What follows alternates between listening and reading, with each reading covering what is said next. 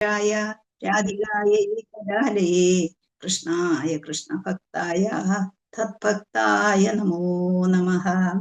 ഹരേ കൃഷ്ണ കൃഷ്ണ കൃഷ്ണ ഹരേ ഹരേ, ഹരേ രാമ രാമ രാമ ഹരേ ഹരേ. യന്മാദ്യസ്യേതോന്യയാദിതരതശ്ചാർത്തേഷ്വഭിജ്ഞസ്വരാട് തേനേ ബ്രഹ്മഹൃദായാദികവേ മുഹ്യന്തി യത്സൂരയഃ. തേജോ വാരിമൃതാം യഥാ വിനിമയോ യത്ര സർപ്പോ മൃഷഃ.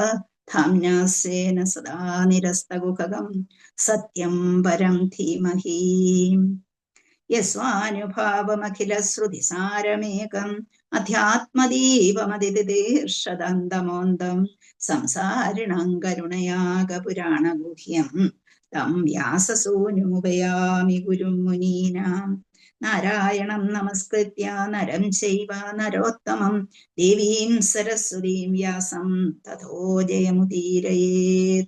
ശൃണ്വതാം സ്വകഥാ കൃഷ്ണ പുണ്യശ്രവണകീർത്തനഃ ഹൃദ്യന്തസ്തോ ഹ്യഭദ്രാണി വിഘ്നോതി സൂത്സദാം. നഷ്ടപ്രായേഷു ഭദ്രേഷു നിത്യം ഭാഗവത സേവയാ ഭഗവത്യുത്തമശ്ലോകേ ഭക്തിർഭവതി നൈഷ്ഠികീ. ഹരേ കൃഷ്ണ കൃഷ്ണ കൃഷ്ണ ഹരേ ഹരേ, ഹരേ രാമ രാമ രാമ ഹരേ ഹരേ. മുഖം കരോതി വാചാലം പങ്കും ലംഘയതേ ഗിരിം യത്കൃപാതമഹം വന്ദേ ശ്രീഗുരും ദീനതാരിണം ശ്രീചൈതന്യമീശ്വരം പരമാനന്ദമാധവം. നമോ ഓം വിഷ്ണുപാദായ കൃഷ്ണപ്രേഷ്ഠായ ഭൂതലേ ശ്രീമതേ മഹാവിഷ്ണു ഗോസ്വാമിനിതി നാമിനെ. നമോ ഓം വിഷ്ണുപാദായ കൃഷ്ണപ്രേഷ്ഠായ ഭൂതലേ ശ്രീമതേ ഭക്തിവേദാന്ത സ്വാമിനിതി നാമിനെ. നമസ്തേ സരസ്വതേ ദേവേ ഗൗരവാണി പ്രചാരിണേ നിർവിശേഷ ശൂന്യവാദി പാശ്ചാത്യദേശധാരിണേ. ജയ ശ്രീകൃഷ്ണ ചൈതന്യ പ്രഭു നിത്യാനന്ദ ശ്രീ അദ്വൈത ഗദാധര ശ്രീവാസാദി ഗൗരഭക്തവൃന്ദ. ഹരേ കൃഷ്ണ കൃഷ്ണ കൃഷ്ണ ഹരേ ഹരേ, ഹരേ രാമ രാമ രാമ ഹരേ ഹരേ.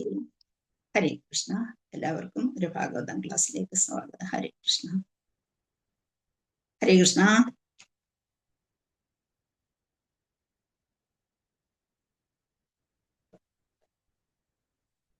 ഹരേ കൃഷ്ണ. എല്ലാവരും എത്തിയോ? ഹരേ കൃഷ്ണ മാതാജി. ഹരേ കൃഷ്ണ. പ്രണാമം മാതാജി.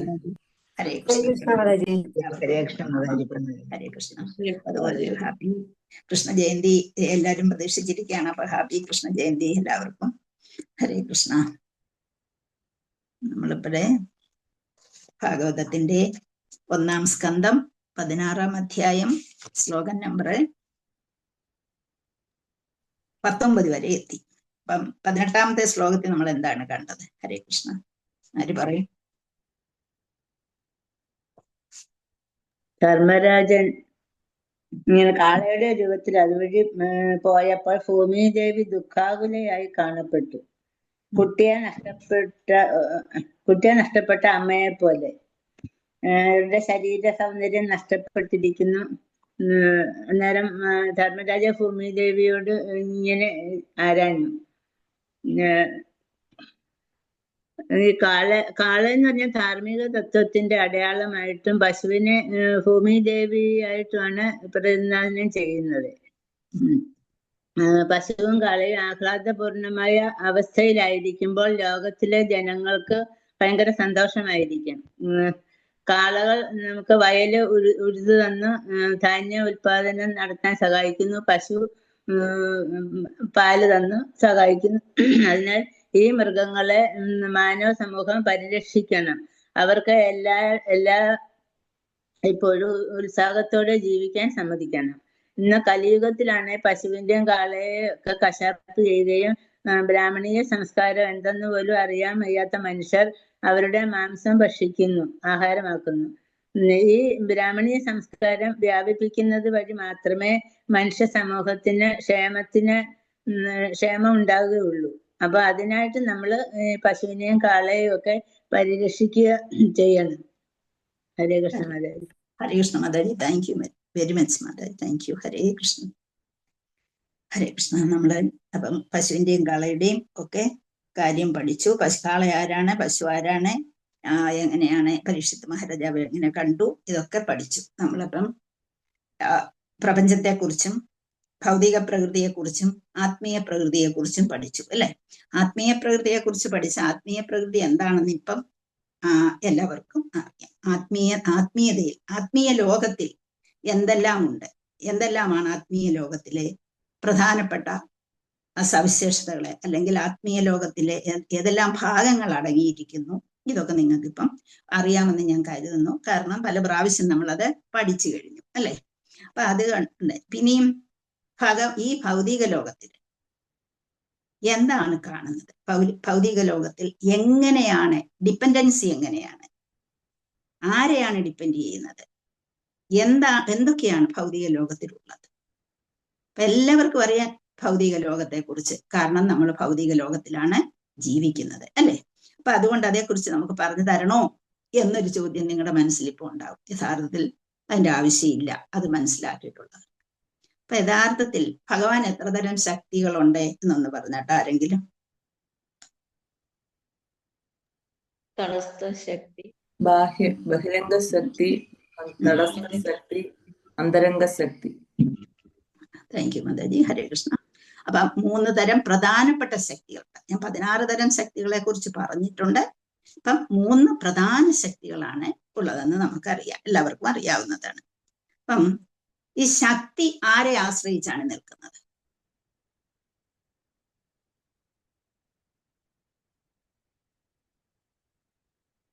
ശക്തി ആരെ ആശ്രയിച്ച് നിൽക്കും? രാധാദേവിയാണ് അന്തരംഗ ശക്തി. ഇപ്പം ശക്തി ഉണ്ടെങ്കിൽ, ഇപ്പൊ എനിക്ക് അല്പം ശക്തി ഉണ്ടെങ്കിൽ ഞാൻ ഉണ്ടാകണം അല്ലേ. ഞാൻ ഇല്ലെങ്കിൽ എന്റെ ശക്തി എന്ന് പറയാൻ പറ്റുമോ? ശക്തി അപ്പം ഒരു ശക്തിമാനെ ആശ്രയിച്ചാണ് നിലകൊള്ളുന്നത് ഭൗതിക പ്രപഞ്ചത്തിൽ. എപ്പോഴും ഒരു പുരുഷൻ ശക്തിമാനായിട്ടുള്ളപ്പോൾ എന്താണ്, ശക്തി അവിടെ ഉണ്ടാകും. അപ്പം ഒരു വ്യക്തിയുടെ ശക്തി എന്നാണ് പറയുന്നത്. അപ്പം ആദ്യമേ അന്തരംഗ ശക്തി ഉണ്ടെന്ന് പറഞ്ഞു, പിന്നെ തടസ്ഥ ശക്തി ഉണ്ടെന്ന് പറഞ്ഞു, ബഹിരംഗ ശക്തി ഉണ്ടെന്ന് പറഞ്ഞു. അപ്പം ഈ പ്രധാനമായിട്ട് അന്തരംഗ ശക്തി ആരിൽ നിലകൊള്ളുന്നു അതൊന്ന് പറഞ്ഞാട്ടെ. അന്തരംഗ ശക്തി ആരിലാണുള്ളത്? ഭഗവാനിലുണ്ട്. അപ്പം ഭഗവാൻ എന്ന് പറയുമ്പം നമ്മളെ പല രീതിയിൽ ശക്തികളെ നമ്മൾ പല വിധത്തിൽ പറയുന്നു എന്ന് ഭാഗവതത്തിലും അതുപോലെ ലക്ഷ്മണോപദേശത്തിലും അതുപോലെ ഇപ്പം രാമായണം വായിച്ചുകൊണ്ടിരിക്കുക അല്ലേ. അപ്പൊ അതിലെല്ലാം ശക്തികളെ പലതരത്തിൽ നാം പറയുന്നു. ഇത് നിങ്ങളിപ്പം വായിച്ചു. അപ്പം ആ പേര് പലതാണ്. എന്താണ്, ചിലയിടത്ത് അതിനെ പത്മപുരാണം എടുത്ത് നമ്മൾ വായിക്കാമെങ്കിൽ അതിനകത്ത് പരാപ്രകൃതി എന്ന് പറയും, അപരാപ്രകൃതി എന്ന് പറയും. പരാപ്രകൃതിയും അപരാപ്രകൃതിയും. അപ്പം അപരാപ്രകൃതി എന്ന് പറയുമ്പം അത് ഭൗതിക പ്രകൃതിയെയും ഭൗതിക ജഡപ്രകൃതിയെയും, പരാപ്രകൃതി എന്ന് പറയുമ്പോൾ ഉത്കൃഷ്ട ശക്തിയെയുമാണ് പറയുന്നത്. പ്രധാനപ്പെട്ട ഒരു പോയിന്റാണ് ഇത്. എല്ലാവരും ശ്രദ്ധിച്ച് കേൾക്കുക. കാരണം ഇത് പഠിച്ചെങ്കിലേ നമ്മൾ ഭാഗവതം പഠിച്ചുകൊണ്ടിരിക്കുക. നമ്മൾ ശ്ലോകം പഠിക്കുന്നു, എല്ലാം പഠിക്കുന്നു. പക്ഷേ ഭാഗവതം പഠിച്ചു എന്ന് പറയണമെങ്കിൽ ശക്തിയെ കുറിച്ച് പഠിക്കണം. അതാണ് ലക്ഷ്മണന് ഭഗവാൻ പറഞ്ഞു കൊടുക്കുന്നുണ്ട് അല്ലെ. അപ്പം അതുപോലെ പലയിടത്തും രാമചന്ദ്രസ്വാമി ഈ ശക്തിയെ കുറിച്ച് പറയുന്നുണ്ട്. അപ്പം ശക്തിമാനായിട്ടൊരു വ്യക്തി ഉണ്ടെങ്കിൽ ശക്തി അവിടെ വരുന്നുള്ളൂ. ശക്തിമാൻ ആരാണ് എന്ന് നമുക്കറിയാം. ആരാണ് ശക്തിമാൻ? ഭഗവാൻ തന്നെ.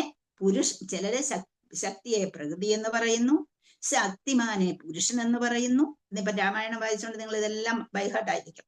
അപ്പം പുരുഷൻ എന്നും പ്രകൃതി എന്നും പറയുന്നു. നമ്മള് ഭാഗവതത്തിൽ പുരുഷൻ എന്നും പ്രകൃതി എന്നും പറയുന്നു. ചിലയിടത്ത് എന്ത് പറയുന്നു? അത് ശക്തിമാൻ എന്ന് പറയുന്നു, ശക്തി എന്ന് പറയുന്നു. അപ്പൊ നമ്മൾ ആരാ? ജീവാത്മാക്കൾ, തടസ്ഥ ശക്തി. അപ്പൊ എന്തിലാ പെടുന്നത്? തടസ്ഥ ശക്തി. നമ്മൾ എവിടെ പെടുന്നു എന്ന് നമുക്ക് അറിഞ്ഞുകൂടാ അല്ലേ. അതാണ്, നമ്മളും പ്രകൃതിയിൽ പെടുന്നു അല്ലേ. അപ്പൊ അവിടെ എന്താണുള്ളത്? 2 തരം പ്രകൃതികളുണ്ട് എന്ന് ഭഗവാൻ നമുക്ക് ഭഗവത്ഗീതയിൽ പറഞ്ഞു തന്നിട്ടുണ്ട് അല്ലെ.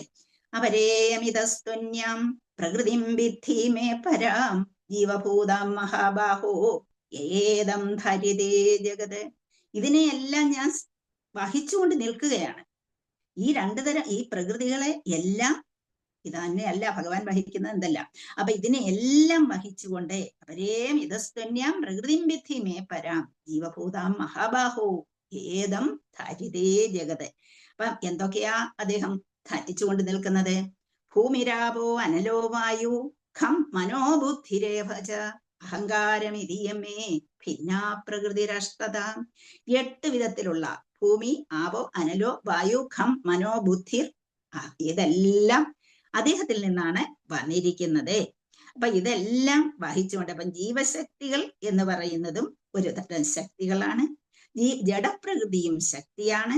ഇത് രണ്ടും ഭഗവാനിൽ നിന്നാണ് വന്നിട്ടുള്ളത്. അപ്പം ജീവശക്തികൾ ശക്തികളാണ് എന്ന് നമുക്കറിയാം. ശക്തിമാന്മാരല്ല എന്നോർക്കണം. പക്ഷെ പലയിടത്തും നമ്മള് എന്താണ്, ഞാനും ഭഗവാനും ഒന്നാണ് ഇല്ലേ, ആ അഹം ബ്രഹ്മാസ്മി എന്ന് പറയുന്നുണ്ട്. അവിടുത്തെ അർത്ഥം മനസ്സിലാക്കാതെയാണ് നമ്മൾ പറയുന്നത് എന്ത്, ഞാൻ ദൈവമാണേ എന്ന് പറയുന്നത്, അഹം ബ്രഹ്മാസ്മി എന്ന് പറയും. പക്ഷെ ആ പറഞ്ഞിരിക്കുന്ന ഉപനിഷത് വാക്യം എത്ര കറക്റ്റാണ് എന്നുള്ളത് ഭഗവാനിൽ നിന്ന് വന്നതായതുകൊണ്ടാണ് അതിനെ പറഞ്ഞിരിക്കുന്നത് അങ്ങനെയെന്ന് മനസ്സിലാക്കണം. അപ്പൊ ഇവിടെ ശക്തിമാനായിട്ട് സർവ്വതും ആരിൽ നിന്നാ വന്നിരിക്കുന്നത്? ഭഗവാൻ. അപ്പൊ എല്ലാം ഭഗവാനിലാണ് ഉള്ളത് എന്ന് നമ്മൾ പറഞ്ഞു. അതിനെ എല്ലാം ധരിച്ചുകൊണ്ട് നിൽക്കുകയാണ് ഭഗവാൻ എന്നുള്ളതാണ്. അപ്പം ഏറ്റവും ശക്തിമാനായിട്ട് നിൽക്കുന്നത് ഭഗവാനാണ്.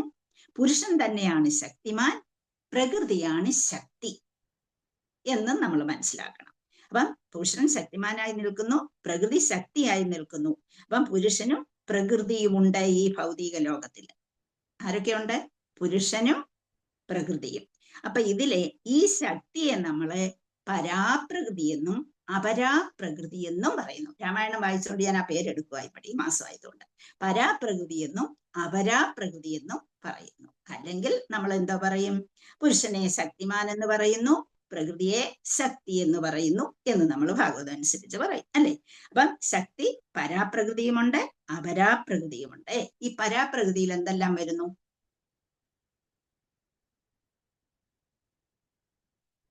പരാപ്രകൃതി എന്ന് പറയുന്നത് എന്താണ്? എന്തൊക്കെ വരുന്ന പരാപ്രകൃതിയിൽ ആദ്യം ആരാ ഉള്ളത്? ഭഗവാൻ അല്ലേ. ഏറ്റവും ഉന്നതമായിട്ടുള്ളത് ഏതാണ്? ആത്മീയ ശക്തി. പരാപ്രകൃതിയെ രണ്ടായി തിരിക്കാം നമുക്ക്. എന്തൊക്കെയാണത്? ഒന്ന് ആത്മീയ ശക്തി. ആത്മീയ ശക്തിയിൽ ആർക്കാണുള്ളത്? ഭഗവാനുള്ളത് അല്ലെ. ഭഗവാനുണ്ട്. അപ്പൊ അത് ചേതനയുള്ളതിനെ എല്ലാം നമ്മള് പരാപ്രകൃതിയായിട്ട് കൂട്ടും. ചേതന എന്ന് പറഞ്ഞാൽ എന്താണ്? ജീവനുള്ളത് അല്ലെ. ജീവനുള്ളതിനെ എല്ലാം, ചേതനയുള്ളതിനെ എല്ലാം പരാപ്രകൃതിയാണ്. ആ പരാപ്രകൃതിയെ തന്നെ നമ്മൾ രണ്ടായിട്ട് തിരിക്കുന്നു. എന്തൊക്കെയാണത്? പരാപ്രകൃതി അല്ലെങ്കിൽ ചേതനയുള്ളത്, അല്ലെങ്കിൽ ഇത് പുരുഷ പ്രകൃതി എന്നൊക്കെ പറയും. അതിനെ എന്ത് തിരിക്കും? നമ്മൾ രണ്ടായിട്ട് തിരിക്കുന്നു. എന്തൊക്കെയാണത്? ഒന്നാമത്തേത് അന്തരംഗ ശക്തി അല്ലെ. അന്തരംഗ ശക്തിയും രണ്ടാമത്തേത് തടസ്ഥ ശക്തിയും. അന്തരംഗ നമ്മുടെ സ്വരൂപം, അതെ, ഭഗവാന്റെ അന്തരംഗ ശക്തിയെ ആശ്രയിക്കുക എന്നുള്ളതാണ്. അപ്പം നമ്മുടെ കോൺസ്റ്റിറ്റ്യൂഷണൽ പൊസിഷൻ എന്ന് പറയുന്നത് ആന്തരംഗ ശക്തിയെ ആശ്രയിക്കുകയാണ്. എന്നാൽ പക്ഷേ അപ്പം പരാപ്രകൃതിയിൽ എന്തൊക്കെയുണ്ട്? അന്തരംഗ ശക്തിയുമുണ്ട്. അന്തരംഗ ശക്തിയോടുകൂടിയ ഭഗവാൻ നിൽക്കുന്നു. അതോടൊപ്പം തന്നെ എന്താണ്? നമ്മൾ ജീവാത്മാക്കളും അവിടെ ഉണ്ട്, ജീവാത്മാക്കളും ഉണ്ട്. അപ്പം ശക്തി, ആത്മീയ ശക്തിയിൽ തന്നെ ഭഗവാൻ അന്തരംഗ ശക്തിയോടുകൂടി നിൽക്കുന്നു. അതുപോലെ നമ്മൾ ഒരു ഭാഗത്ത് ജീവാത്മാക്കളായിട്ട് നിൽക്കുന്നു. അതിനെയാണ് തടസ്ഥ ശക്തി എന്ന് പറയുന്നത്. തട എന്ന് പറഞ്ഞാൽ എന്താണ് മീനിങ്, അർത്ഥം? അരികിൽ നിൽക്കുന്നു എന്നുള്ളതാണ്. അരിക്, അതിന് കാരണമുണ്ട് അങ്ങനെ പറയാം. അപ്പം നമ്മളെ ഒന്നുകിൽ നമ്മൾ അന്തരംഗ ശക്തിയെ അസോസിയേറ്റ് ചെയ്യണം, അല്ലെങ്കിൽ ഭഗവാന്റെ അന്തരംഗ ശക്തിയെ അസോസിയേറ്റ് ചെയ്യണം. അല്ലെങ്കിൽ നമ്മളെ ആരെ അസോസിയേറ്റ് ചെയ്യണം? ഇപ്പുറത്ത് നിൽക്കുന്നത് ആരാണ്? ബാഹ്യശക്തിയാണ്. ബാഹ്യശക്തിയെ അല്ലെങ്കിൽ ബഹിരംഗ ശക്തിയെ അസോസിയേറ്റ് ചെയ്യണം. അപ്പം എന്തോ ഞാൻ പറഞ്ഞത് മനസ്സിലായോ? ഒരു പ്രകൃതി എന്ന് പറയുന്നത് എന്താണ്? ശക്തിയാണെന്ന് നേരത്തെ പറഞ്ഞു. ഭഗവാന് 2 തരം 3 തരം ശക്തികളെ കുറിച്ച് പറഞ്ഞു. അതിൽ കൂടിയ ശക്തി എന്ന് പറയുന്നത് അന്തരംഗ ശക്തിയാണെന്ന് പറഞ്ഞു. ആ അന്തരംഗ ശക്തിയോടൊപ്പം തന്നെ അടുത്ത് നിൽക്കുന്നുണ്ട് തടസ്ഥ ശക്തിയായ നമ്മള്. അന്തരംഗ ശക്തിയെന്നും തടസ്ഥ ശക്തിയെന്നും നമുക്ക് ആത്മീയ ശക്തിയെ പിരിക്കാം. ആ ആത്മീയ ശക്തിയിൽ പെടുന്നത് അന്തരംഗ ശക്തിയും ഭഗവാനുമാണ്.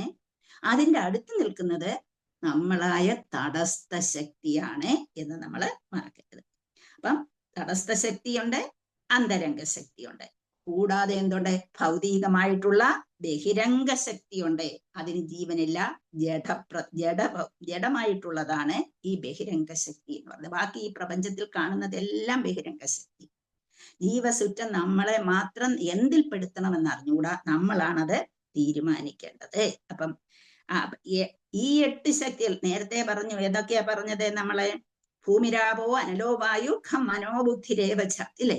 അപ്പൊ അവിടെ പറഞ്ഞു, അവിടെ എന്താണ് 8 ശക്തികളിൽ നിന്നാണ് എന്താണ് ബാക്കിയുള്ള മൂലകങ്ങളെല്ലാം ഉണ്ടാകുന്നത് എന്ന് നമുക്കറിയാം.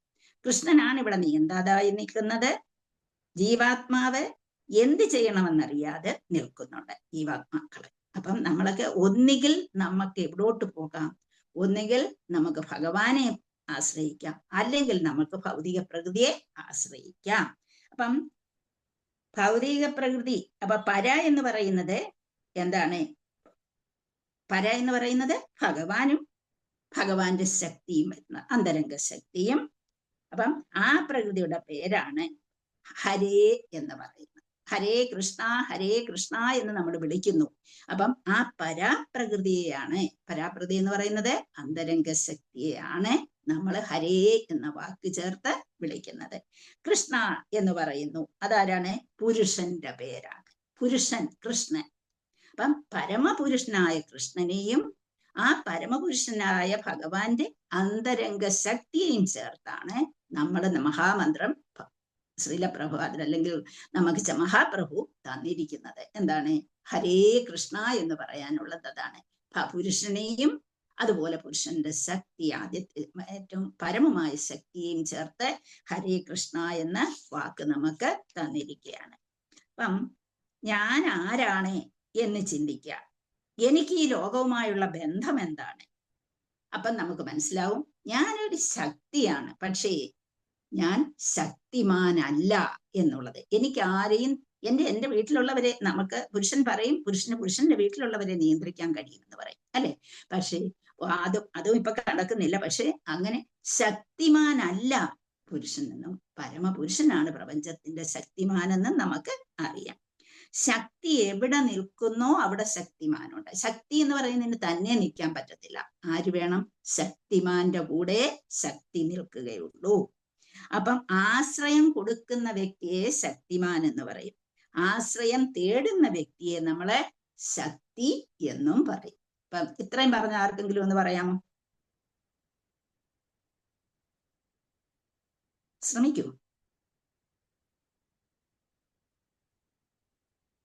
ഹരേ കൃഷ്ണ. ആരുമില്ലേ? ശക്തിയില്ലാതെ പുരുഷനില്ല, പുരുഷനില്ലാതെ ശക്തിയുമില്ല. അതായത് പുരുഷനെ ആശ്രയിച്ചാണ് ശക്തി നിൽക്കുന്നത്. ശക്തിയെ ചേർന്നാണ് പുരുഷനും കുടികൊള്ളുന്നത്. അതായത് ഭഗവാനും പ്രകൃതിയും. അല്ല, ഭഗവാന്റേതാണ് ശക്തി. ഭഗവന്റേതാണ് ശക്തി. അല്ലാതെ അവിടെ ശക്തിക്ക് പ്രത്യേക അർത്ഥമില്ല. കാരണം ഭഗവാൻ ഉണ്ടെങ്കിലേ ശക്തിയുള്ളൂ. അപ്പം പുരുഷൻ എത്ര അങ്ങനെ തിരിച്ചിരിക്കുന്നു? അതൊന്നുകൂടെ പറഞ്ഞേ. പുരുഷനെന്നും പ്രകൃതി എന്നും ശക്തിയെ തിരിച്ചിരിക്കുന്നു. പുരുഷനെന്നും പ്രകൃതിയെന്നും തിരിച്ചിരിക്കുകയല്ല മാതാജി. പുരുഷന്റേതാണ് പ്രകൃതി. പുരുഷനിൽ നിന്നാണ് പ്രകൃതി വന്നിരിക്കുന്നത്. മനസ്സിലായോ? പുരുഷന്റേതാണ് പ്രകൃതി. പ്രകൃതി വന്നിരിക്കുന്ന ആരിൽ നിന്നാണ്? പുരുഷനിൽ നിന്ന്. അപ്പം അങ്ങനെ ശക്തിയാണ് നമ്മൾ രണ്ടായി തിരിച്ചിരിക്കുന്നത്. എന്തൊക്കെയാണ്? ഭഗവാനിൽ നിന്ന് പ്രകൃതി ഉണ്ടായി, അങ്ങനെയാണോ മാതാജി? നമ്മൾ പരാപ്രകൃതിയും ഉണ്ട്, അപരാപ്രകൃതിയും. പത്മപുരാണമാ പറയുന്നത്. അതിനെ അന്തരംഗ ശക്തിയും തടസ്സ ശക്തിയുമായി പരാപ്രകൃതി നിൽക്കുന്നു അല്ലെ? ആ പരാപ്രകൃതി നമ്മുടെ എന്ന് പറയുന്ന സ്വരൂപം അന്തരംഗ ശക്തിയും തടസ്ഥ ശക്തിയുമായിട്ട് നിൽക്കുന്നു. അപരാപ്രകൃതിയോ? ബാക്കി ഈ പ്രപഞ്ചത്തിൽ കാണുന്ന സർവ്വതും ബഹിരംഗ ശക്തി. മനസ്സിലായില്ലേ? എന്താണ്? പ്രകൃതി പരാപ്രകൃതിയുമുണ്ട്, അപരാപ്രകൃതിയുമുണ്ട്. പരാപ്രകൃതി എന്ന് പറയുന്നത് അന്തരംഗ ശക്തിയും ഭഗവാനും ഉൾപ്പെടുന്നു. പരാപ്രകൃതിയില് ഭഗവാന്റേതാണ് അന്തരംഗ ശക്തി അല്ലെ? അപ്പൊ അങ്ങനെ നിൽക്കുന്നു. കൂടാതെ അപരാപ്രകൃതിയുണ്ട്. പക്ഷെ അവിടെ പിന്നെ ഒരു വിഭാഗം കൂടി വരുന്നു, തടസ്ഥ ശക്തി. അരികിൽ, എന്ന് വെച്ചാൽ അരികിൽ നിൽക്കുന്നു. അപ്പം വെളിയിൽ എന്തുണ്ട്? ബഹിരംഗ ശക്തിയുണ്ട്. അപ്പൊ അന്തരംഗ ശക്തിയുമുണ്ട്, ബഹിരംഗ ശക്തിയുമുണ്ട്. അന്തരംഗ ശക്തിക്കകത്ത് അല്ലെങ്കിൽ ഏതാണ്? പരാപ്രകൃതിയിൽ ഭഗവാനും ഭഗവാന്റെ അന്തരംഗ ശക്തിയുമുണ്ട്. അവിടെ ജീവാത്മാക്കൾ നിൽക്കുന്നു. പക്ഷേ ആ ജീവാത്മാക്കളാണ് തീരുമാനമെടുക്കേണ്ടത്, എനിക്ക് അന്തരംഗ ശക്തിയിലേക്ക് പോണോ, എനിക്ക് ബഹിരംഗ ശക്തിയിലേക്ക് പോണോ എന്നുള്ളത്. അപ്പം കയ്യാലപ്പുറത്തെ തേങ്ങ എന്ന് നമ്മൾ മലയാള ഭാഷയിൽ പറയും അല്ലെ? അപ്പം നമ്മൾ ആശ്രിതരായ ശക്തികളാണ്. അപ്പം നമ്മൾ ഡിപ്പെൻഡൻസ് ആണ്. നമ്മൾ തട അല്ലെങ്കിൽ അരികെ എന്ന് നമുക്ക് പേര് തന്നിരിക്കുന്നു. അതുകൊണ്ടാണ് തടസ്ഥ ശക്തി എന്ന് പറയുന്നത്. ഭൗതികം ആത്മീയമായിട്ടോ നമുക്ക് ജീവിക്കണം എന്നുള്ളത് നമ്മൾ തീരുമാനിക്കണം. നമുക്ക് അങ്ങോട്ട് പോണോ ഇങ്ങോട്ട് പോണോ എന്നുള്ളത് നമ്മൾ തീരുമാനിക്കണം. അപ്പൊ അവിടത്തെ നമ്മളൊരു കയ്യാലപ്പുറത്തെ തേങ്ങ പോലെ ഇരിക്കുകയാണ് എന്ന് പറയുന്നു.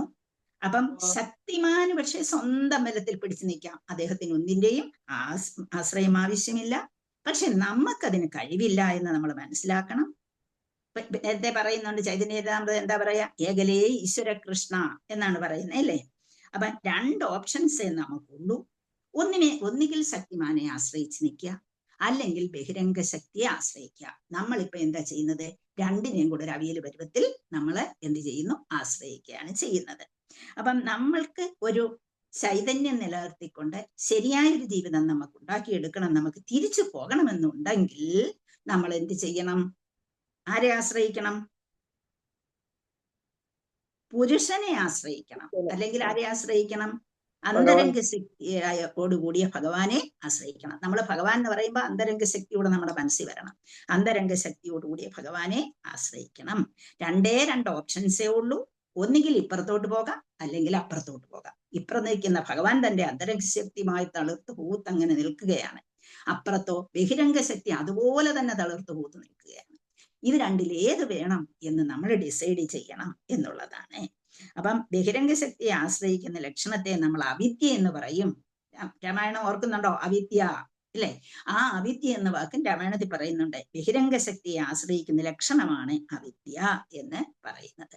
ആ അന്തരംഗ ശക്തിയെ ആശ്രയിക്കുന്ന ലക്ഷണമാണ് എന്ത്? വിദ്യ. അപ്പൊ ഈ പല പേരിലാണ് രാമായണത്തിലെ, പത്മപുരാണത്തിലെ, ഭാഗവത്തിലെ ഒക്കെ ഇത് പറഞ്ഞിരിക്കുന്നത്. അവിടെ തെറ്റിപ്പോകരുത്. ഒന്നുകിൽ അന്തരംഗ ശക്തിയെ ആശ്രയിച്ചാൽ, അന്തരംഗ ശക്തി എന്ന് പറയുന്ന കോൺഷ്യസ് ആണ്, അവബോധമുള്ളതാണ്. അപ്പൊ അങ്ങനെ അവബോധമുള്ള കോൺഷ്യസ് ആയ ഹരേ കൃഷ്ണ, ഹരേ എന്ന് പറയുന്ന അന്തരംഗ ശക്തി, അത് ധരിച്ചു നിൽക്കുന്ന കൃഷ്ണൻ. അപ്പൊ ഹരേ കൃഷ്ണ, നമ്മൾ ഹരേ കൃഷ്ണ ജപിക്കണം എന്ന് പറയുന്നതിന്റെ അർത്ഥം അതാണ്. ഹരേ കൃഷ്ണയെ ആശ്രയിക്കുക. അപ്പൊ ഭഗവാന്റെ കുടക്കീഴിലേക്ക് മാറുക എന്നുള്ളതാണ്. അപ്പൊ അല്ലെങ്കിൽ നമ്മൾ തിരിഞ്ഞ് ദുർഗയുടെ കുടക്കീഴിലേക്ക് പോകണം. എവിടെയാണ്? ഭൗതിക ശക്തിയുടെ കുടക്കീഴിലേക്ക് നമുക്ക് തിരിയാം. അപ്പൊ എന്തായാലും നമുക്കൊരു സംരക്ഷണം വേണം. നമുക്ക് തനിയെ നിൽക്കാൻ കഴിയില്ല. ഒന്നുകിൽ ഭഗവാന്റെ സംരക്ഷണം, അല്ലെങ്കിൽ ദേവിയുടെ സംരക്ഷണം. രണ്ടായാലും നമുക്ക് കുഴപ്പമില്ല. രണ്ടും നല്ലപോലെ നേടാൻ നോക്കണം. അപ്പം നമുക്കൊക്കെ ജീവിക്കണമെങ്കിൽ നമ്മൾ പലയിടത്തും നമ്മളെ എന്താണ്, ഒരു സാധനം വാങ്ങിച്ചാലും നമ്മൾ അതിന് ഇൻഷുറൻസ് എടുക്കും, സെക്യൂരിറ്റി എടുക്കും അല്ലെ?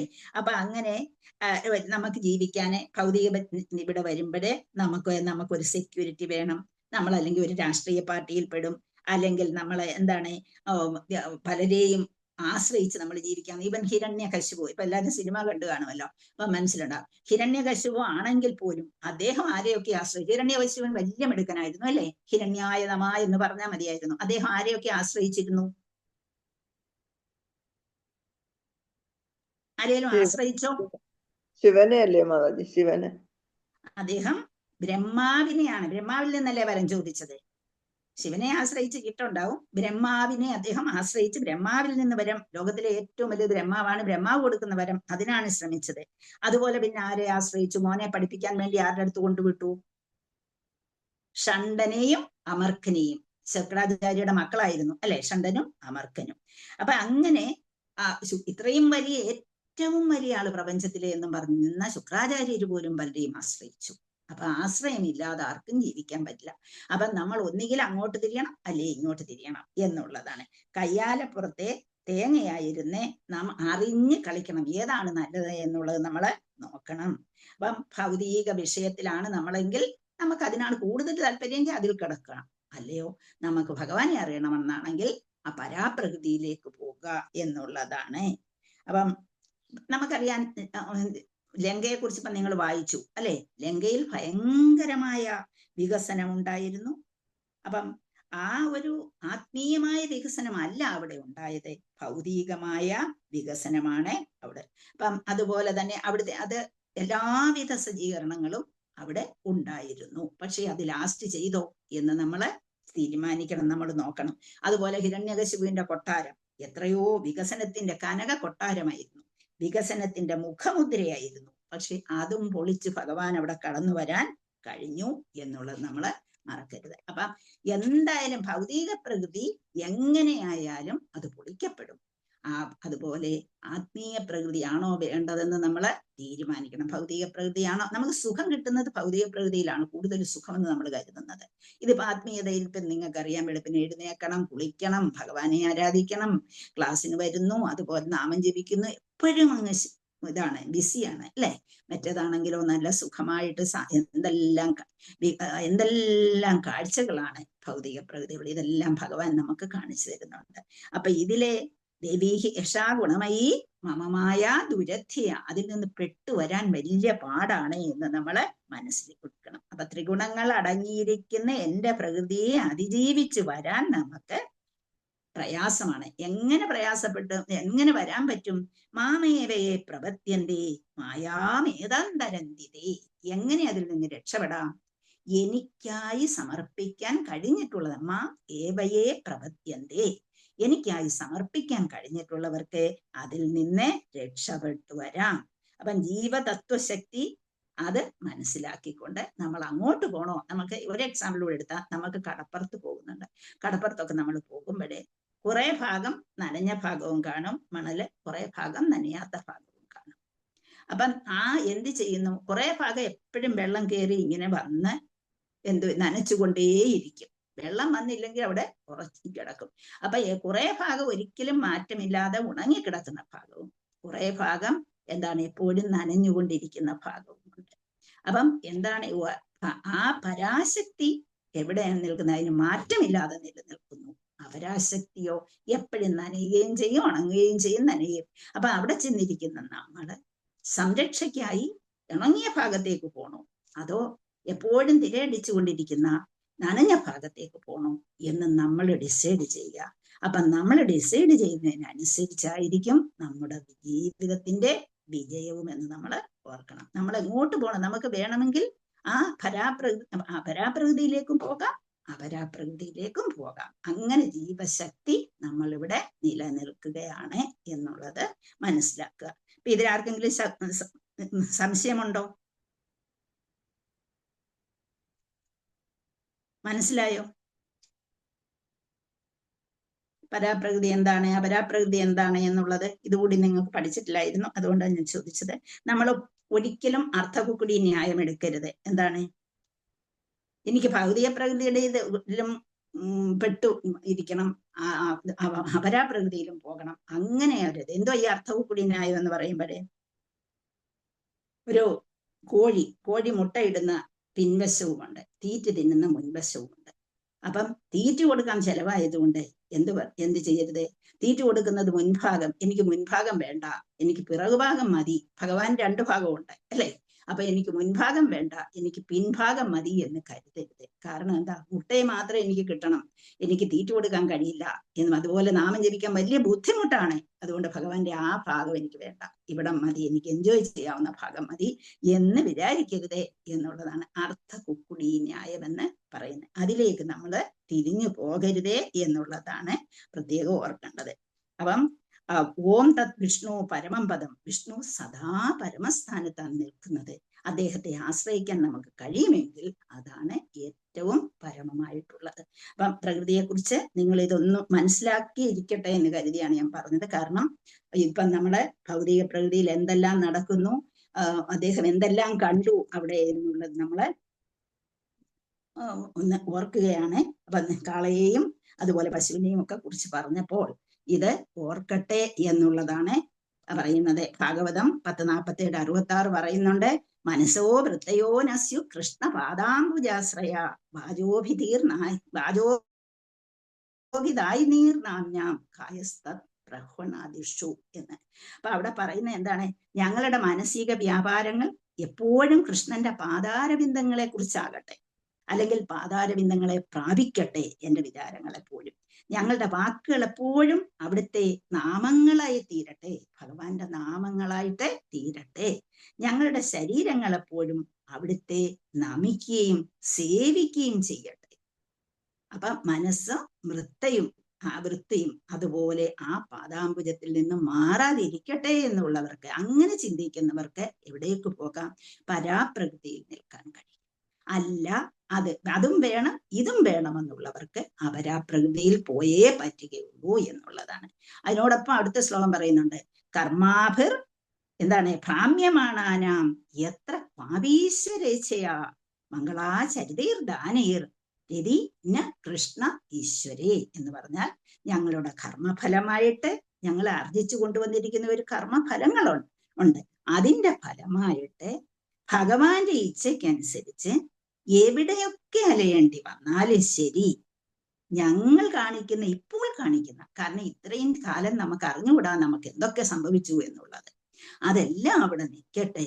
പക്ഷേ ഇനിയും ഞങ്ങൾ ചെയ്യുന്ന സത്പ്രവർത്തികളും അതുപോലെ ദാനധർമ്മങ്ങളാകാം സത്പ്രവർത്തികളാണ് അതിൻ്റെ ഏറ്റവും പരമാനന്ദമായ ഏറ്റവും പരമമായിട്ടുള്ള കൃഷ്ണനോടുള്ള പ്രേമം അത് ഞങ്ങൾക്ക് ലഭിക്കാനിടവരട്ടെ എന്നാണ് ഭാഗവതം പറയുന്നത്. അപ്പം ഞങ്ങൾ ഇതുവരെയും പലതും ചെയ്തിട്ടുണ്ട്. അതിൽ ചുറ്റി പറ്റി നമ്മൾ അലഞ്ഞുകൊണ്ടിരിക്കുകയാണ്. ആ അലഞ്ഞിരിക്കുന്നതിനിടയിൽ നമ്മൾ ചെയ്യുന്ന ദാനധർമ്മങ്ങളോ അല്ലെങ്കിൽ സത്പ്രവർത്തികളോ വായിൽ നിന്ന് വരുന്ന വാക്കുകളോ ഇതൊക്കെ നമുക്ക് കൃഷ്ണപ്രേമം ലഭിക്കാൻ ഇടവരട്ടെ എന്നുള്ളതാണ് പരാപ്രകൃതിയിൽ നിൽക്കുന്നവരെ ഓർക്കേണ്ടത്. അപ്പൊ പരാപ്രകൃതിയിലേക്ക് പോണോ അപരാപ്രകൃതിയിലേക്ക് പോണോ എന്നുള്ള ഇത്രയും ഭാഗവതം പഠിച്ചതിന് ശേഷം നമ്മൾ ചിന്തിക്കുക. ഹരേ കൃഷ്ണ. അപ്പൊ നമുക്ക് ക്ലാസ്സിലേക്ക് നമ്മുടെ ശ്ലോകത്തിലേക്ക് പോകാം. ഇത് ഞാൻ നേരത്തെ പറഞ്ഞിരുന്നില്ല. നിങ്ങൾ ആത്മീയ ലോകത്തെ കുറിച്ചെല്ലാം നിങ്ങൾ നേരത്തെ നോക്കിയിരുന്നു. അതോടൊപ്പം ഇതും കൂടി മനസ്സിൽ വെച്ചുകൊള്ളണം. അതിനാണ് ഞാൻ ഇതോടെ പറഞ്ഞത്. ഹരേ കൃഷ്ണ. ശ്ലോകം നമ്മൾ 19 എടുക്കേണ്ടത്. ഹരേ കൃഷ്ണ. ധർമ്മ ഉവാച. ഭാഗവതം എല്ലാവരും നോക്കിക്കോളൂ. ധർമ്മ ഉവാച കച്ചിത് ഭദ്രേ അനാമയമാത്മനസ്തേ പിച്ഛായാസീമ്ലായതേ ഷൺമുഖേന ആലക്ഷയേ ഭവതീമന്തരാധിം ദൂരേ ബന്ധും ശോചസി കഞ്ചനാംബ. ധർമ്മ ഉവാച കച്ചിത് ഭദ്രേ അനാമയമാത്മനസ്തേ പിച്ഛായാസീമ്ലായതേ ഷൺമുഖേന ആലക്ഷയേ ഭവതീമന്തരാധിം ദൂരേ ബന്ധും ശോചസി കഞ്ചനാംബ. ഇപ്പം കച്ചിത് ഭദ്രേ ധർമ്മരാജാവ് ചോദിക്കുകയാണ്. കഴിഞ്ഞ ദിവസം നമ്മൾ പഠിച്ചു, അദ്ദേഹം ചുറ്റാൻ പോയ വഴിക്ക് അദ്ദേഹം ഒരു കാളയെ കണ്ടു, പിന്നെ ആരെ കണ്ടു? പശുവിനെയും കണ്ടു. അവരുടെ കാര്യങ്ങൾ തിരക്കുകയാണ് ഇപ്പൊ ചെയ്യുന്നത്. ചോദ്യം ചോദിക്കുകയാണ്, എന്തേ കച്ചിത് ഭദ്രേ. കഴിഞ്ഞ ദിവസം ചോദിച്ച ക്വസ്റ്റ്യന്റെ ബാലൻസ് ആയതുകൊണ്ടാണ് ഇങ്ങനെ പറഞ്ഞിരിക്കുന്നത്. കച്ചിത് അതോ എന്താണ് ലാസ്റ്റിൽ കൊണ്ട് നിർത്തിയത്? അവിടെ പറഞ്ഞിരിക്കുന്നത് നിങ്ങൾ ആ ഒരു ഏതെല്ലാം രീതിയിൽ കലിയുഗത്തിന്റെ പ്രത്യേകതകള് പറഞ്ഞിരിക്കുകയാണ്. നമുക്കറിയാം, നമോ ബ്രഹ്മണ്യ ദേവായ ഗോബ്രാഹ്മണ ഹിതായ ച ജഗത് ഹിതായ കൃഷ്ണായ ഗോവിന്ദായ നമോ നമഃ നമ്മളെപ്പോഴും ഭഗവാനെ പ്രസാദം വെക്കുമ്പോ പറയുന്നതാണല്ലോ. അപ്പൊ കശ്ചിത് ഭദ്രേ, അല്ലയോ ഭദ്രേ എന്ന് വിളിക്കുന്ന കുലസ്ത്രീകളെയാണ് നമ്മൾ വിളിക്കുന്നത്. അപ്പൊ അനാമയം, അനാമയം എന്ന് വെച്ചാൽ യാതൊരു ആമയവും ഇല്ലാത്തത്, ദൃഢമായിട്ടുള്ള ദൃഢ ആരോഗ്യമുള്ളതും, അല്ലെങ്കിൽ പിന്നെ ഹൃദയം മനസ്സിന്റെ പൂർണ്ണമായിട്ട് ഉറപ്പിച്ചതും, അതും പറയാം. പിന്നെ ആത്മാവേ തേ എന്ന് പറഞ്ഞാൽ അവിടത്തേക്ക്, വിച്ഛായാസി അവിടുത്തെ മുഖം, വിച്ഛായാസി ദുഃഖഛായ കാണുന്നു. ഛായാസി അല്ല വിച്ഛായാസി. മ്ലായത അത് പ്രകാശമൊന്നും കാണുന്നില്ലല്ലോ, പ്രകാശമാനം അല്ലല്ലോ.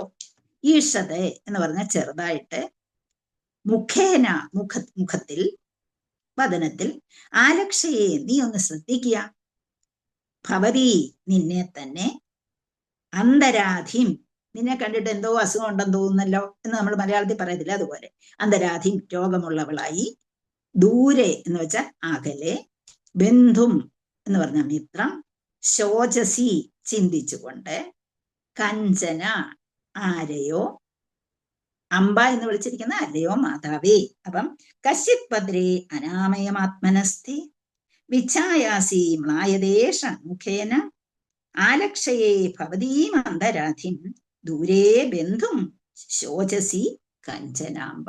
വായിച്ചോളൂ. ഹരേ കൃഷ്ണ. ഹരേ കൃഷ്ണ. ഹരേ കൃഷ്ണ. ഓ നമോ ഭഗവതേ വാസുദേവായ. ധർമ്മ ഉവാച കച്ചിത് ഭദ്രേ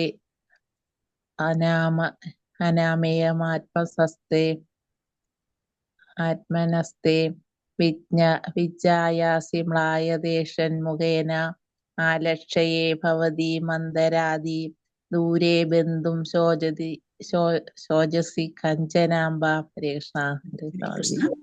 ഹരേ ഹരേ കൃഷ്ണ. കൃഷ്ണ. ധർമ്മോവാച കച്ചിത് ഭദ്രേ നാമയമാത്മനസ്തേ വിച്ഛായസി മ്ലായതേഷന്മുഖേന ആലക്ഷ്യയേ ഭവതി മന്ദരാദിം ദൂരേ ബന്ധും ശോചസി കഞ്ചനാംബ. ഹരേ കൃഷ്ണ. ഹരേ കൃഷ്ണ മാതാജി. ഭവതീ മന്ദരാധിം എന്ന് പറയണം. അതുപോലെ വിച്ഛായാസി എന്നുകൊണ്ട്, വിച്ഛായാസി, വിച്ഛായസി അല്ല വിച്ഛായാസി. ഹരേ കൃഷ്ണ. അപ്പൊ നമ്മൾ അതിന്റെ വിവർത്തനം നോക്കാം. നമുക്ക് ട്രാൻസ്ലേഷൻ ശ്രീ ഭക്തിവേദാന്ത സ്വാമി ശ്രീല പ്രഭുപാദി കി ജയ്, ഗുരുദേവ് കി ജയ്, നന്ദകോടി വൈഷ്ണവ വൃന്ദ കി. ഹരേ കൃഷ്ണ. ഋഷഭ രൂപത്തിലുള്ള ധർമ്മരാജാവ് ഇപ്രകാരം ആരാഞ്ഞു. അപ്പൊ അവർ രണ്ടും കൂടുള്ള സംഭാഷണം. അല്ലയോ ഭദ്രേ, നിങ്ങൾ ആരോഗ്യവതിയും സന്തോഷവതിയുമല്ലേ? എന്തുകൊണ്ടാണ് ദുഃഖാകുലയായി കാണപ്പെടുന്നത്? ഭവതിയുടെ മുഖം എന്തുകൊണ്ടാണ് ഇരുണ്ടിരിക്കുന്നത്? നിങ്ങൾ എന്തെങ്കിലും മാനസികമോ ശാരീരികമായ അനാരോഗ്യത്താൽ ക്ലേശിക്കുന്നുവോ?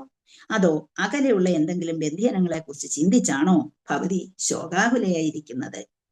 അപ്പം കാള ചോദിക്കുകയാണ്. ഋഷഭരൂപത്തിൽ ആ ധർമ്മരാജാവിനെ പ്രതിനിധീകരിക്കുന്നു. അപ്പൊ ധർമ്മരാജാവിനെ പ്രതിനിധീകരിച്ചുകൊണ്ട് ചോദിക്കുകയാണ്. ആരോട് ചോദിക്കുകയാണ്? പശുവിനോട് ചോദിക്കുകയാണ്. ഭൂമിദേവിയായിട്ടാണ് പശു വന്നിരിക്കുന്നത്. കാള ധാർമ്മിക തത്വത്തിന്റെ അടയാളവുമാണ് എന്നുള്ളത് മറക്കാതിരിക്കുക. അപ്പം കലിയുഗമാണിത്. ഈ കലിയുഗത്തിൽ എല്ലാ ജനങ്ങളും ഉത്കണ്ഠാഭരിതരാണെന്ന് പറഞ്ഞിരിക്കുന്നു. അപ്പം പല അസുഖങ്ങളും നമ്മളെ ബാധിക്കുന്നു. എന്തൊക്കെയാ? അപ്പം 3 തരം വൈഷമ്യങ്ങൾ നമ്മളെ കലിയുഗത്തിലല്ല, എല്ലായിടവും ഉണ്ട്, പക്ഷെ കലിയുഗത്തിൽ അത് കൂടുതലായിട്ട് ഉണ്ട്. എന്തൊക്കെയാണത്? ആധ്യാത്മികം, ആദി ഭൗതികം, ആദി ദൈവികം. 3 തരത്തിലുള്ള. അതെന്തൊക്കെയാണെന്ന് എല്ലാവർക്കും ഇപ്പൊ അറിയാമല്ലോ, അതുകൊണ്ട് ഇനി നമുക്കത് പറയണ്ടല്ലോ. അപ്പൊ അങ്ങനെ പീഡിതരാണ് നമ്മള്. അപ്പൊ ഈ മുഖത്ത് നോക്കിയാൽ കാര്യങ്ങൾ മനസ്സിലാകും എന്നാണ് ഇവിടെ പറയുന്നത്. അപ്പം കലിയുഗത്തിന്റെ സവിശേഷ ലക്ഷണം എന്ന് പറയുന്നത് പലതാണ്. ഇന്ന് നമുക്കറിയാം, കേരളത്തിൽ തന്നെ ഏതൊരു വീട്ടിൽ നോക്കിയാലും വയസ്സ് ചെന്ന ആൾക്കാർ മാത്രം വീട്ടിൽ കാണും, അല്ലെ? മക്കളൊക്കെ വിദേശത്തായിരിക്കും. നമ്മളൊക്കെ അതിന് എക്സാമ്പിളാണ്.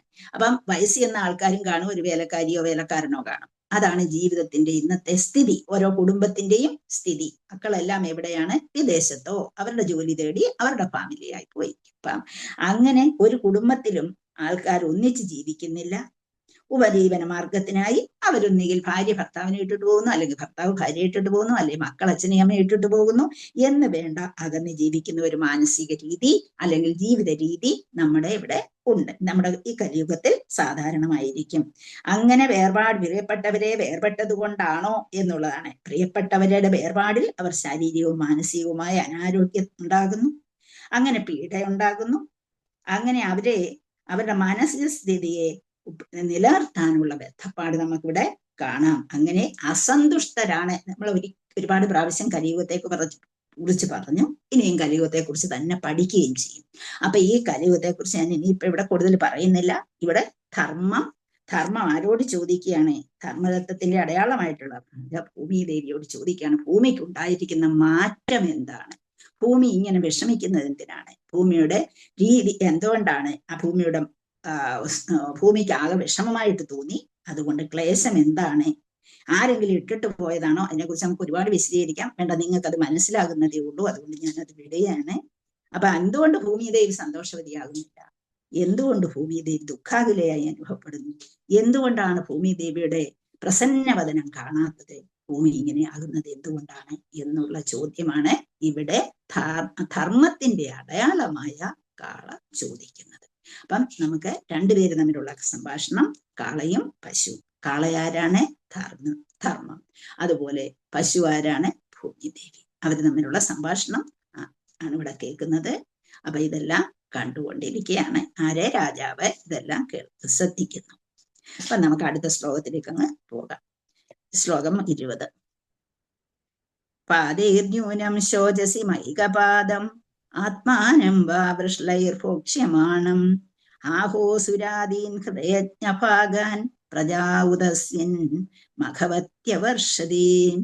പാദൈർന്യൂനം ശോചസി മൈകപാദം ആത്മാനം വാ വൃഷ്ലൈർഭോക്ഷ്യമാണം ആഹോസുരാദീൻ ഹൃദയജ്ഞരോ ഭാഗാൻ പ്രജാ ഉദസ്സിത് മഖവത്യവർഷതി.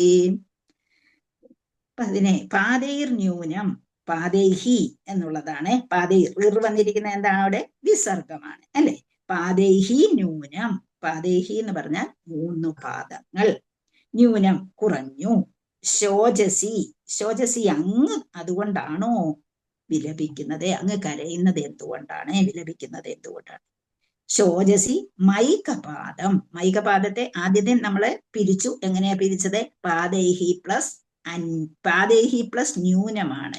അവിടെ അന്യൂനം വരില്ല. കാരണം എന്തുകൊണ്ടാ? അവിടെ വിസർഗമാണ് വന്നത്. പാദൈഹി പ്ലസ് ന്യൂനം, പാദൈർ ന്യൂനം, ശോചസി.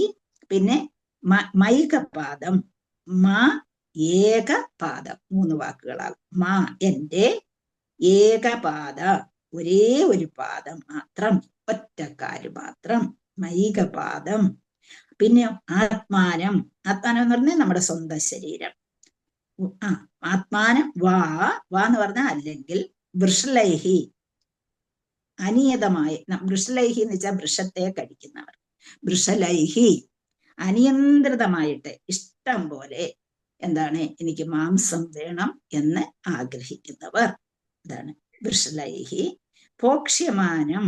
ഭോക്ഷ്യമാനം എന്ന് വെച്ചാൽ ചൂഷണം ചെയ്യപ്പെടുക. ഭോക്ഷ്യമാണം എന്ന് പറയുന്നത് നമ്മുടെ മലയാളത്തിലെ ഭോക്ഷ്യമല്ല, ഇവിടെ ചൂഷണം ചെയ്യപ്പെടുക. ആഹോ എന്ന് പറഞ്ഞാൽ യജ്ഞം നടത്തുക. യജ്ഞം എന്ന് കേട്ടിട്ടുണ്ടല്ലോ, യജ്ഞം നടത്തുക. യജ്ഞത്തിൽ സുരാദീൻ എന്ന് പറഞ്ഞാൽ നിയുക്തരായിട്ടുള്ള ദേവന്മാർ. ആർക്ക് വേണ്ടിയാണ് നമ്മൾ യജ്ഞം നടത്തുന്നത്? ദേവന്മാരെ. ഓരോ ദേവന്മാരെ ഉദ്ദേശിച്ചാണ്. ദേവന്മാർക്ക് യജ്ഞം ആവശ്യമാണെന്ന് ഭഗവത്ഗീത പറഞ്ഞു തരുന്നുണ്ട് അല്ലെ? അപ്പൊ അങ്ങനെ ദേവന്മാർ. ഹൃദയജ്ഞം എന്ന് വെച്ചാൽ യജ്ഞവുമായി ബന്ധപ്പെടാത്തത്, അതിന് താഴെയുള്ളത്, ഹൃദം താഴെയുള്ളത്, യജ്ഞ സംബന്ധമല്ലാത്തത്. ഭാഗം, പ്രജകൾ, വർദ്ധിക്കുന്നു. സിത് എന്ന് പറഞ്ഞാൽ ആര്? സിൻ മഖവത്യ വർഷതി. അതിനെ ഒന്ന് പിരിക്കണം. സിൻ മഖവത്യ വർഷതി. സിത് പ്ലസ് മഖവതി. സിത്ത് എന്ന് പറഞ്ഞാൽ അതോ, മഖവതി എന്ന് പറഞ്ഞാൽ പട്ടിണിയിലും ദാരിദ്ര്യത്തിലും ക്ഷാമത്തിൽ എന്നുള്ള അർത്ഥം. സിത് മഖവതി എന്ന് പറഞ്ഞാല് പട്ടിണിയിലും ദാരിദ്ര്യത്തിലുമാണോ, ക്ഷാമത്തിലാണോ? അവർഷതി എന്ന് പറഞ്ഞാൽ മഴയുടെ അഭാവമില്ല. അപ്പൊ പല കാര്യങ്ങളാണ് ഇവിടെ പറയുന്നത്. മഖവതി, അവർഷതി. സിത്ത്, മഖവതി, അവർഷതി. അപ്പം അത്രയും വാക്കുകളാണ് അവിടെ ഉള്ള. കുറെ വാക്കുകളുണ്ട് അല്ലെ? അപ്പം പാദൈഹി ന്യൂനം ശോചസി മാ ഏകപാദം ആത്മാനം വാ വൃഷ്ലൈഹി ഭോക്ഷ്യമാണം ആഹോ സുര ആദീൻ ഹൃദയജ്ഞ ഭാഗാൻ പ്രജ ഉദ സിത് മഖവതി അവർഷതി. മഖവതി അവർഷതി. വായിച്ചോളൂ. ഹരേ കൃഷ്ണ മാതാജി. വായിക്കട്ടെ. ആരോ പ്രഭു ഹരേ വായിക്കാൻ കൃഷ്ണ. പറഞ്ഞു. ശരി. ഓം നമോ ആരെങ്കിലും ഭഗവതേ വാസുദേവായ. പാദർനൂനം ശോചസി മൈകപാദം ആത്മാനം വാ വൃഷലൈർപോഷ്യമാനം ആഹോസുരാദിൻ കൃതയജ്ഞഭാഗാൻ പ്രജാ ഉദസിന്മഖവത്യവർഷതി. ഹരേ കൃഷ്ണ. ഹരേ കൃഷ്ണ. ഓം ശ്രീ ഗുരുഭ്യോ നമഃ. പാദൈർന്യൂനം ശോചസി മൈകപാദം ആത്മാനം വാ വൃഷലൈർപോക്ഷ്യമാണം ആഹോസുരാദീൻ ഹൃദയജ്ഞഭാഗാൻ പ്രജാ ഉദസിന്മഖവത്യവർഷതി. ഹരേ കൃഷ്ണ. ഹരേ കൃഷ്ണ. ഹരേ കൃഷ്ണ. നമ്മളെ ഇതേ ശ്ലോകത്തിലെ വളരെ അർത്ഥവത്തായ ശ്ലോകമാണ് പറഞ്ഞിരിക്കുന്നത്. നമുക്കിവിടെ യഥാർത്ഥത്തിൽ നമ്മളെ കാലങ്ങളെ, യുഗങ്ങൾ, എത്ര യുഗങ്ങളുണ്ടെന്ന് ഇപ്പൊ നിങ്ങൾക്കറിയാം അല്ലേ? അതൊക്കെയാണ് യുഗങ്ങള്. സത്യയുഗം, ദ്വാപരയുഗം, ത്രേതായുഗം, കലിയുഗം. അപ്പം ആ കലിയുഗത്തിൽ ഓരോ പ്രത്യേകതകളുണ്ട്. ആദ്യത്തെ സത്യയുഗത്തിൽ 4 ധർമ്മങ്ങളും ഒരുപോലെ ഉണ്ടായിരുന്നു. എന്തൊക്കെയാണത്? 4 ധർമ്മങ്ങളും ഒരുപോലെ നിലനിന്നിരുന്നു. സത്യം, സത്യം, ദയ, തപസ്, ശൗചം, ശുചിത്വം, അല്ലെങ്കിൽ ചാരിറ്റി എന്നും പറയാം. Cleanliness, charity. നമ്മുടെ മനസ്സ് നല്ലതായിട്ട് നമ്മൾ കൊടുക്കുന്നതിനെയാണല്ലോ ചാരിറ്റി എന്ന് പറയുന്നത്. അതിനെ ശൗചം എന്നും പറയുന്നു. അപ്പം ആദ്യമേ സത്യം, ദയ അല്ലെങ്കിൽ കരുണ, തപസ് അല്ലെങ്കിൽ ഓസ്റ്ററിറ്റി, ചാരിറ്റി അല്ലെങ്കിൽ ശൗചം. ശൗചം എന്ന് പറയും ദാനം. ശൗചം, ദാനം കൊടുക്കുമ്പോൾ നമ്മള് എന്താണ്, ശുചിയുള്ളവരായി മാറുന്നു എന്നുള്ളതാണ്. ആ അർത്ഥം വെച്ചാണ് അവിടെ ശൗചം എന്ന് പറഞ്ഞിരിക്കുന്നത്. ഈ 4 സത്യയുഗത്തിൽ ഉണ്ടായിരുന്നു. ഹിരണ്യകശിപു ഇങ്ങനെയൊക്കെ അവിടെ ചെയ്തിരുന്നു എങ്കിൽ പോലും, ഹിരണ്യകശിപു വേറൊരു ഉദ്ദേശത്തിൽ വന്നു, അദ്ദേഹം അങ്ങനെ ആയിരുന്നെങ്കിൽ പോലും ആ യുഗത്തിൽ ജനങ്ങളിൽ ഈ 4 എന്ത് ചെയ്തിരുന്നു? 4 വിളയാടിയിരുന്നു. 4 അവിടെ 4 കാലുകളാണ്. സത്യയുഗത്തിന്റെ 4 കാലുകളാണ് സത്യം, ദയ, തപസ്, ശൗചം. ഇതാണ്. അപ്പൊ അവിടെ ആ ഒരു ഇതുണ്ടായിരുന്നു. ആ ഒരു ഇത് വെച്ചായിരുന്നു അവർ പെരുമാറുന്നത് സത്യയുഗത്തില്. ഇനി അടുത്തത് ഏതാ? ത്രേതായുഗം അല്ലേ? 3ാമത്തെ യുഗം, ത്രേതായുഗം എന്ന് പറയും. ത്രേത. അപ്പം അവിടെ എന്തൊക്കെ ഉണ്ടായിരുന്നു? അവിടെ ഒരു കാല് കുറഞ്ഞു. അതെന്തുവാണെന്നറിയോ? കുറഞ്ഞത് എന്തുവാണ്? അവിടെ ഉള്ളത് എന്തൊക്കെയാ? സത്യം നിലനിന്നിരുന്നു, പിന്നെ കരുണ ഉണ്ടായിരുന്നു, തപസ്സും ഉണ്ടായിരുന്നു. പിന്നെ എന്തുവാ കുറഞ്ഞത്? ശൗചം കുറഞ്ഞു വന്നു.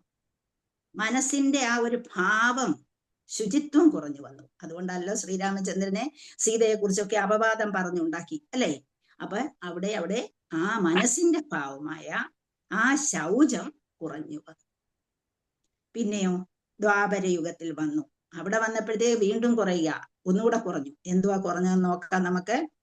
അവിടെ നിലനിന്നത് സത്യത്തിന് പ്രാധാന്യം കൊടുത്തു, ദയയ്ക്കും പ്രാധാന്യം കൊടുത്തു. പിന്നെന്തു പോയി? എന്തോ? തപസ് കുറഞ്ഞു. തപസ്സില്ലാതെയായി, തപസ്സിന് പ്രാധാന്യം ഇല്ലാതെയായി. പിന്നെന്താണ് കുറഞ്ഞത്? ശൗചമേ ഇല്ലാതെയായി. മനസ്സിന്റെ ഭാവമേ, ആ നല്ല ഭാവമേ പോയി കഴിഞ്ഞു. ആ ശൗചം ഇല്ലാതെയായി.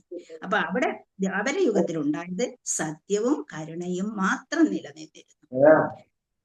ഇനിയും കലിയുഗത്തിൽ ഇതൊന്നുമേ ഇല്ല ഇല്ലേ?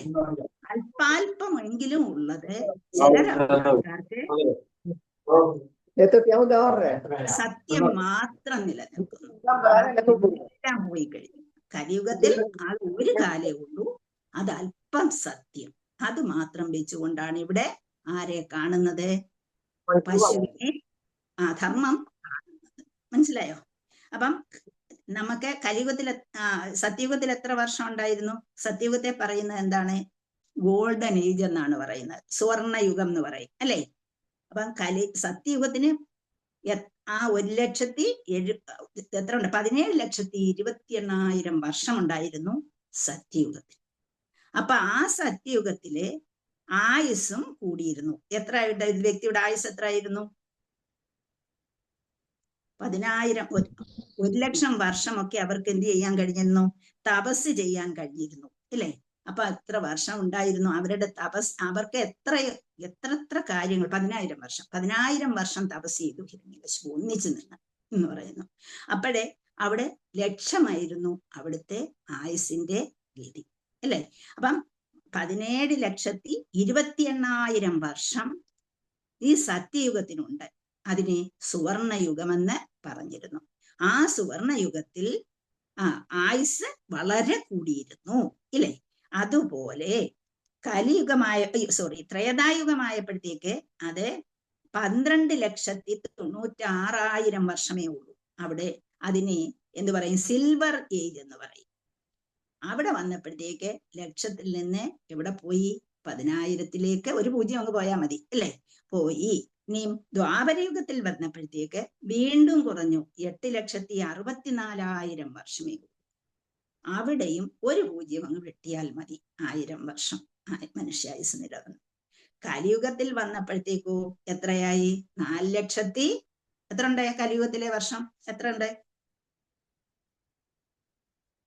4,30,000. 4,30,000 വർഷമുണ്ട്. അപ്പൊ അവിടെ നമ്മുടെ ആയുസ് 100 വർഷമാണ് നിജപ്പെടുത്തിയിരിക്കുന്നത്. പിന്നെ അങ്ങോട്ടും ഇങ്ങോട്ടും ഒക്കെ പോകും, അത് വേറെ, പക്ഷെ കണക്കെടുത്തിരിക്കുന്നു. അപ്പൊ അങ്ങനെ ധർമ്മതത്വങ്ങളെ, അപ്പൊ 4 തത്വങ്ങൾ ഉണ്ടായിരുന്നു. 4 തത്വങ്ങളിൽ ഓരോന്നും കുറഞ്ഞു വന്നിട്ട് ഇവിടെ തത്വത്തിന്റെ അല്പമാത്രമായ സത്യം മാത്രം നിലനിൽക്കുന്നു എന്ന് പറഞ്ഞു. അപ്പൊ ഓരോയിടത്തും എന്താണ് എത്ര വർഷങ്ങളാണ് കലിയുഗം എന്ന് പറയുന്നത്? 4,32,000 വർഷമാണ് കലിയുഗം എന്ന് പറയുന്നത്. എളുപ്പമാണ് ഇത് കണ്ടുപിടിക്കാൻ. ഈ 4,32,000-ത്തെ 2 കൊണ്ട് ഗുണിക്കുമ്പോൾ വരും 8,64,000 വർഷം. അതെവിടെയാണ്? ദ്വാപരയുഗത്തിൽ, അല്ലേ? കലിയുഗത്തിലെ 4,32,000 വർഷത്തെ 3 കൊണ്ട് മൾട്ടിപ്ലൈ ചെയ്യുമ്പോഴേ നമുക്ക് ത്രേതായുഗത്തിലെ സിൽവർ ഏജിന്റെ വർഷം കിട്ടും. ഇനിയും ഈ കലിയുഗത്തിന്റെ 4,32,000 വർഷത്തെ നമ്മൾ 4 കൊണ്ട് മൾട്ടിപ്ലൈ ചെയ്താൽ നമുക്ക് സത്യയുഗത്തിന്റെ വർഷവും കിട്ടും. അത് അത്രയുമാണ് വർഷങ്ങൾ ഉള്ളത് എന്ന് നമ്മൾ മനസ്സിലാക്കണം. അപ്പം ധർമ്മതത്വങ്ങൾ മതാനുസാരിയാണ്. അപ്പം 4-3 അനുപാതത്തിൽ ഇത് നഷ്ടപ്പെടുകയാൽ, അപ്പൊ അങ്ങനെ നഷ്ടപ്പെട്ട് കലിയുഗം ആയപ്പോഴത്തേക്ക് കാള എങ്ങനെ നിൽക്കുകയാണ്? എങ്ങനെ നിൽക്കുകയാണ്? ഇവിടെ എല്ലാം നഷ്ടപ്പെട്ടിട്ട് ഒരു 4-1 നിൽക്കുകയാണ് ചെയ്യുന്നത്. അപ്പൊ 4-3 ഭാഗം ജനങ്ങളും അധർമ്മികളായി മാറിക്കഴിഞ്ഞു. അതുപോലെ മൃഗങ്ങൾക്ക് രക്ഷയും ഇല്ലാതെ നരകരൂപത്തിൽ എത്തിക്കഴിഞ്ഞു. ചതിക്കാനുള്ള വാസന അങ്ങനെ മ്ലേച്ഛാവസ്ഥയിൽ നിന്ന് ഉണ്ടായി എന്ന് പറയുന്നു. അതുപോലെ അധപ്പതനമാണ് മനുഷ്യരാശിക്ക് സംഭവിച്ചത് എന്ന് പറയുന്നു. അപ്പം ജ്ഞാനവും ജ്ഞേയവും ജ്ഞാനഗമ്യവും ഇതൊന്നും ഇല്ലാതെയായി. ജ്ഞാനം എന്ന് വെച്ചാൽ അറിവ്, ജ്ഞേയം എന്ന് പറഞ്ഞാൽ അറിയേണ്ടത് എന്തോ അത്, ജ്ഞാനഗമ്യം എന്ന് പറഞ്ഞാൽ അറിയേണ്ടത് അറിയുമ്പോഴുണ്ടാകുന്ന അവസ്ഥ, ഇതൊന്നും അവിടെ ഇല്ലാതെയായി എന്ന് നമ്മൾ പറയുന്നു. പുസ്തകത്തെ ഭാവാർത്ഥത്തിൽ നമുക്ക് ഒരുപാട്, അത് ഭാവാർത്ഥം മുഴുവനും നിങ്ങൾ വായിച്ചു നോക്കണം. അതിനകത്ത് മുഴുവൻ കൊടുത്തിട്ടുണ്ട്. കലിയുഗം പുരോഗമിച്ചുകൊണ്ടിരിക്കെ ആയുസ്സേ, കരുണ, ഓർമ്മശക്തി, തത്വതത്വങ്ങൾ എന്നീ 4 കാര്യങ്ങൾ ക്രമേണ കുറഞ്ഞു വന്നു. കർമ്മം അഥവാ മതാനുസാരിയായ തത്വങ്ങൾ 4-3 അനുപാതമായി നഷ്ടപ്പെടുകയാൽ സങ്കേതരൂപമായ കാള ഒറ്റക്കാലിൽ നിന്നുകൊണ്ടിരുന്നു. ലോക ജനസംഖ്യയിൽ 4-3 ഭാഗം ജനങ്ങളുടെയും അധർമ്മികളാകുമ്പോൾ മൃഗങ്ങൾക്ക് ഇത് നരകീയമായി തീരുന്നു എന്ന് പറഞ്ഞിരിക്കുന്നു. അങ്ങനെ എന്താണ്? പരോക്ഷമായും അനാദരവാണ് അവിടെ കണ്ടിരുന്നത്. ധർമ്മ സമൂഹങ്ങളെല്ലാം ധർമ്മം നഷ്ടപ്പെടുന്നു. അതുപോലെ മതാധിഷ്ഠിത സമൂഹങ്ങൾ പലതായി സൃഷ്ടിക്കപ്പെടുന്നു. മാനവ സംസ്കാരം വെറും പേരിനായിട്ട് മാറുന്നു എന്നൊക്കെ പറഞ്ഞിട്ടുണ്ട് അവിടെ. അപ്പൊ അതിനെക്കുറിച്ച് ഒരുപാട് കാര്യങ്ങൾ നമുക്ക് ശ്രീല പ്രഭുപാദൻ ഇങ്ങനെ പറഞ്ഞു തന്നിരിക്കുകയാണ്. അതൊക്കെ വായിച്ചു നോക്കിയാൽ നമുക്ക് വളരെ ഇതായിട്ട് തോന്നും. അപ്പൊ ആൾക്കാർ എന്തായിട്ട് മാറി? ഇമ്മോറലായിട്ട് മാറുന്നു, ഇർറിലീജിയസ് ആയിട്ട് മാറുന്നു. അതുപോലെ പിന്നെന്താണ്? അതിൽ നിന്ന് നമ്മൾ ക്രൂവലായിട്ടും മാറുന്നു. ഇമ്മോറലാണ്, ഇർറിലീജിയസ് ആണ്, ക്രൂവലാണ് ഇന്നത്തെ മനുഷ്യര്. പിന്നെ അതുപോലെ ഖൗവിനോടോ അതുപോലെ ബുള്ളിനോടോ എന്ന് വെച്ചാൽ കാളയോടോ പശുവിനോടോ യാതൊരു കാരുണ്യവും ഇന്ന് മനുഷ്യർക്ക് ഇല്ല. കമ്പാഷൻ എന്നൊരു കാര്യമില്ല, വാല്യൂസ് എന്നൊരു കാര്യമില്ല. അതുപോലെ ഇതെല്ലാം റെഡ്യൂസ് ചെയ്തിട്ട് എന്താണ് ധർമ്മം ഒറ്റ കാലിൽ നിൽക്കുന്നു എന്നുള്ളതാണ്. അത് കണ്ടിട്ട് ഭൂമിദേവി ഒരു പശുവിന്റെ രൂപം എടുത്തു. എന്തുകൊണ്ടാ പശുവിന്റെ രൂപം എടുത്തത്? പശുവാണ് ധാർമ്മികമായ അനിമൽ. അപ്പൊ പശുവിനെ എല്ലാവരും ആദരിക്കും എന്നുള്ളത് കൊണ്ടാണ് എന്ത് ചെയ്തത്? പശു രൂപം എടുക്കാൻ കാരണം. അപ്പൊ 4 പ്രിൻസിപ്പിൾസും മതത്തിന്റെ 4 തത്വങ്ങളും നഷ്ടപ്പെട്ടു. സിറ്റിസൺസ്, ജീവജാലങ്ങളൊക്കെയും ജനങ്ങളൊക്കെയും കൺവേർട്ടഡായി. ആ പലതരത്തിലുള്ള മനസ്സിന് അവരുടമകളായി. അപ്പം പോപ്പുലേഷൻ എല്ലാം ഫെയ്ത്ത്ലെസ് ആയി മാറി. അതുപോലെ അവർക്കൊന്നും തന്നെ എന്താണ് ശരിയായ കാര്യങ്ങൾ എന്താണ് ചെയ്യേണ്ടതെന്ന് മനസ്സിലാക്കാൻ കഴിയാത്ത ഒരവസ്ഥയിൽ എത്തി. മിക്കവാറും ജനങ്ങൾ എന്താണ് പശുവിനെ വധിക്കുന്നവരായി മാറി. ഇതൊക്കെ സമൂഹത്തിൽ നടന്ന കാര്യങ്ങളാണ്. അപ്പൊ നമുക്ക് അതിനെക്കുറിച്ച് കുറെ കാര്യങ്ങളുണ്ട്. അതിന് നെക്സ്റ്റ് ലേയിലേക്ക് വിടാം. അപ്പൊ നമുക്ക് സമയമായി കഴിഞ്ഞു. ഹരേ കൃഷ്ണ. നമുക്കിവിടെ നിർത്താം. ഈ പറഞ്ഞു തന്ന കാര്യങ്ങള് പരാപ്രകൃതി, അപരാപ്രകൃതി, കലിയുഗ, അങ്ങനെ 4 യുഗങ്ങളെ കുറിച്ച് ഇതൊക്കെ നമ്മൾ ഇന്ന് പഠിച്ചാണ്. അതെല്ലാം ഒന്ന് ഓർത്തുകൊണ്ട് നെക്സ്റ്റ് ക്ലാസ്സിൽ നമുക്ക് കാണാം. ഹരേ കൃഷ്ണ. ഹരേ കൃഷ്ണ. ജയ് ശ്രീ അനന്ത പത്മനാഭ സ്വാമിക്ക് ജയ്. ഹരേ കൃഷ്ണ. ജഗന്നാഥ്